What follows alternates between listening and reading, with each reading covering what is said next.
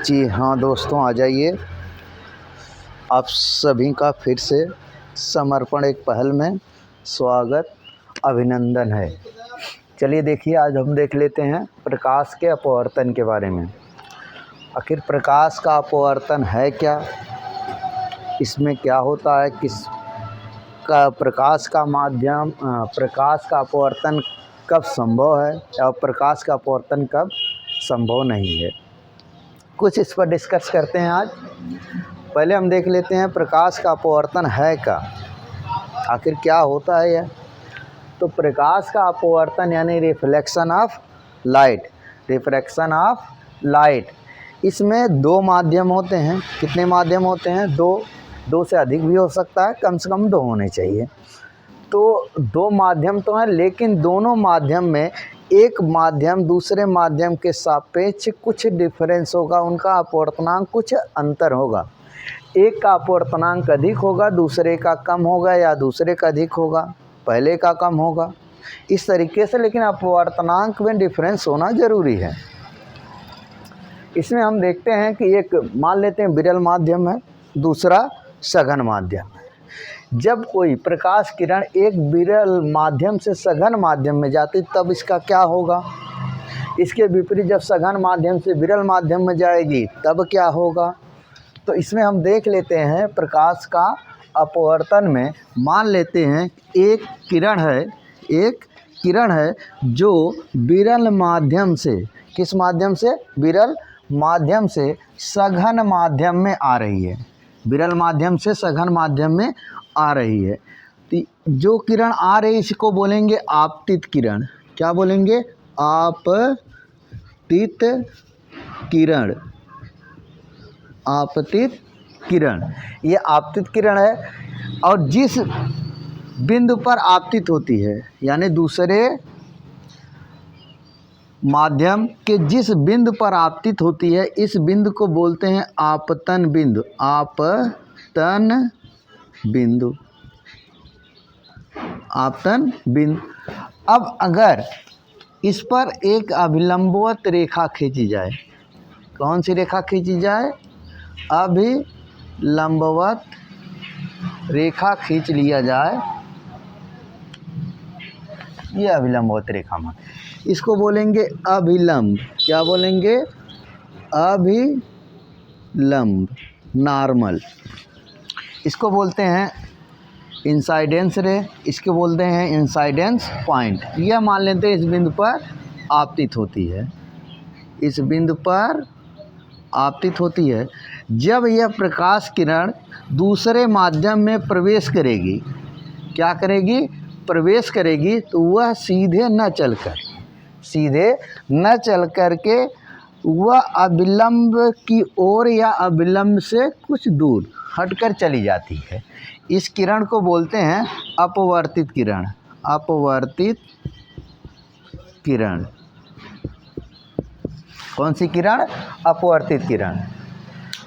फिर समझ लिए दोस्तों, यह आपतित किरण है। कौन सी किरण है? आपतित किरण है। जब कोई प्रकाश किरण एक माध्यम से चलकर दूसरे माध्यम में जाती है, जब कोई प्रकाश किरण एक माध्यम से चलकर दूसरे माध्यम में जाती है तो उसकी चाल और तरंगदैर्घ्य बदल जाती है तथा वह अपने मार्ग से कुछ विचलित हो जाती है।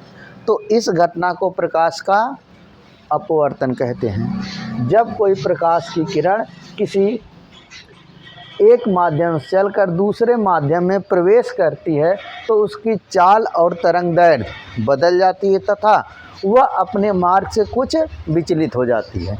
इस घटना को प्रकाश का अपवर्तन कहते हैं। तो यह हो गया आपका प्रकाश का अपवर्तन।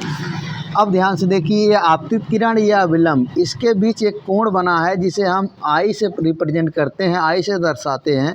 इसको बोलते हैं आपतन कोण। आपतन कोण, क्या बोलते हैं? आपतन कोण। यह आपका एक अभिलंब है और यह अपवर्तित किरण, इसके बीच एक कोण बनता है जिसे हम बोलते हैं अपवर्तन कोण। अपवर्तन कोण, क्या बोलेंगे? अपवर्तन कोण। ठीक, तो फिर से समझ लेते हैं एक बार। आपतित किरण है क्या? जो प्रकाश स्रोत से दूसरे माध्यम तक आती है उसे आपतित किरण कहते हैं, तथा जो किरण दूसरे माध्यम में प्रवेश करती है तो उसे हम अपवर्तित किरण कहते हैं। और आपतन बिंदु पर खींची गई लंबवत रेखा को अभिलंब कहते हैं। आपतित किरण और अभिलंब के बीच बने कोण को आपतन कोण कहते हैं। और अभिलंब और आपतित किरण के बीच बने कोण को आपतन कोण, और अभिलंब और अपवर्तित किरण के बीच बने कोण को अपवर्तन कोण कहते हैं। अब ध्यान से देखिए, इसके नियम के बारे में हम पढ़ लेते हैं। प्रकाश के अपवर्तन के नियम। प्रकाश के अपवर्तन के नियम। Law of reflection of light. Law of reflection of light. इसमें ध्यान से देखिए है क्या? इसमें आपके मुख्यतः 3 नियम होते हैं। वैसे 3 होते हैं लेकिन मुख्य रूप 2 भी पढ़ते हैं, 3 भी पढ़ सकते हैं। पहला नियम है क्या? पहला नियम है आपतित किरण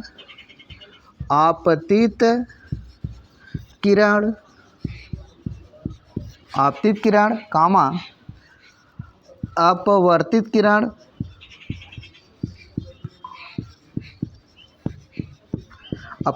किरण तथा आपतन बिंदु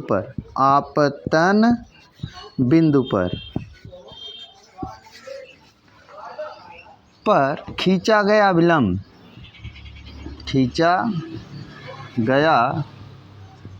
अभिलंब तीनों एक ही तल में होते हैं। दूसरा नियम क्या है? एक ही रंग के प्रकाश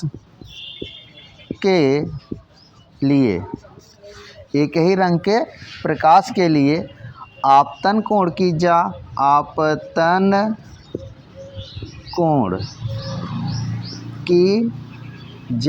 मतलब होता है साइन। कौन सा? साइन। आपतन कोण की जा तथा अपवर्तन कोण की जा।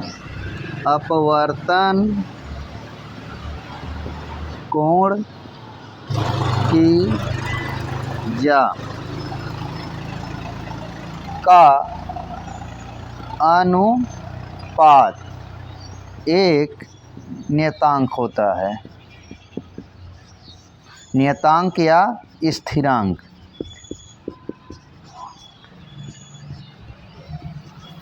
होता है।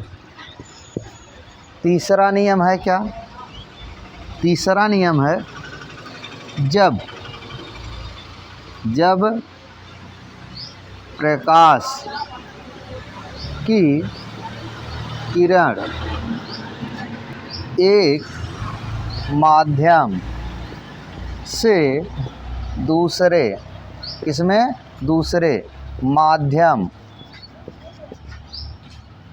में जाती है तो तरंग की चाल तरंग दैर्ध्य बदल जाती है। यह प्रकाश के अपवर्तन के 3 नियम हैं।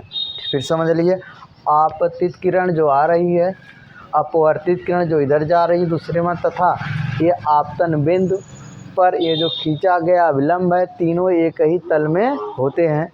दूसरा नियम एक ही रंग के लिए, प्रकाश में कई रंग होते हैं तो केवल एक रंग विशेष के लिए आपतन कोण की जा तथा अपवर्तन कोण की जा का अनुपात एक नियतांक होता है। इसे आप